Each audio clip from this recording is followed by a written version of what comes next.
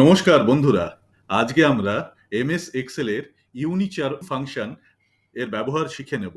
তার সাথে সাথে এর সাথে রো ফর্মুলা ইউজ করে একটা অদ্ভুত ডায়নামিক সিরিয়াল নাম্বারের একটা পদ্ধতিও জেনে নেব। আমরা সরাসরি এমএস এক্সেল শিটটায় চলে এলাম। এখানে একটা অদ্ভুত রকমের সিরিয়াল নাম্বার দেওয়া আছে। সেই সিরিয়াল নাম্বারগুলো কি করে আপনাকে, যদি আপনার ক্লায়েন্ট চায়, তাহলে কি করে এই রকম ভাবে সিরিয়াল নাম্বার দিতে পারবেন।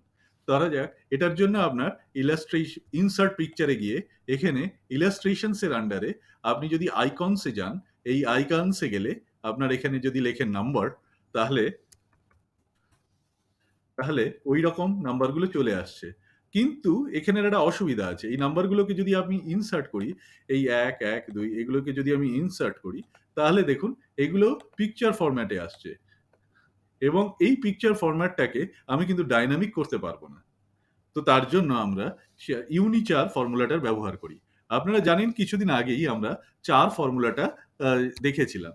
আমি এই পিকচারগুলো ইউজ না করে সেগুলোকে ডিলিট করে দিয়ে চার ফর্মুলার জায়গায় আজকে আমরা ইউনিচার ফর্মুলাটা ব্যবহার করা শিখে নেব। ইউনিচার যদি আমরা লিখি তাহলে দেখা যাবে এর মানে হলো returns the Unicode characters referred by the given numeric value.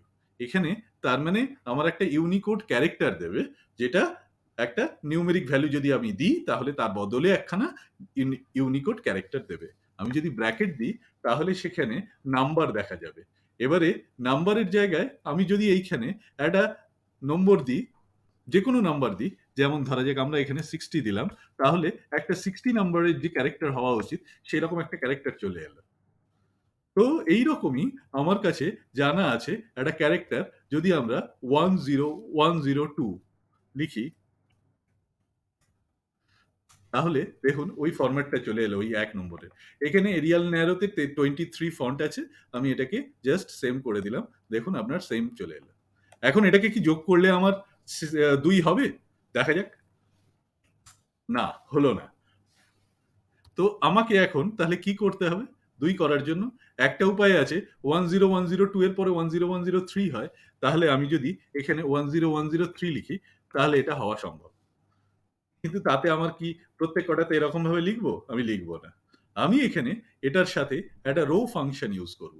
Rho যদি ফাংশন ইউনিচারের ভেতরে আমি ব্যবহার করি এবং রোতে আমি একটা যেকোনো রো এ 10102 দিয়ে দিলাম, সেটা একটা নাম্বার দেখাবে এবং সেই নাম্বার হিসেবে আমি এখানে এন্টার করে দিলাম। এইবারে দেখুন আপনি ওটাকে জাস্ট যদি কপি এবং পেস্ট করেন নিচের দিকে, তাহলে দেখুন সব কটা নাম্বার আপনার কাছে চলে এলো। এটা তো গেল 10102। ব্যাপারটাকে আপনাকে মনে রাখতে হবে বা কোথাও নোট করে রাখতে হবে এবং তারপর রো ফাংশনটাকে ইউজ করতে হবে। এইবারে দেখাই পাশের যে নাম্বারের ধরনটা সেটা কি করে সম্ভব। এক্স্যাক্টলি এইখানে এটার পরে ১ থেকে ১০ লেখার পরে, হ্যাঁ, এখানে একটা প্রতিবন্ধকতাও আছে। এটার একটা আ সীমাবদ্ধতাও রয়েছে যে এটা ১ থেকে ১০ পর্যন্তই হয় সিরিয়াল নাম্বারে। তো এইবারে এইখানে যদি এখানে 10 হয়েছে তো? তা আমি এখানে 10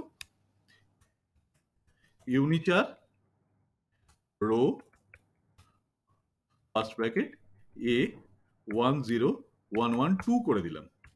দেখুন, বলে ব্র্যাকেট ক্লোজ করলাম। আমার ওরকমই চলে এলো। এবারে ওইখানে আমি সেম ফরম্যাটটাকে নিয়ে এখানে ফরম্যাটটাকে কপি পেস্ট করে দিলাম। ওই একই রকম এরিয়াল ন্যারো 23।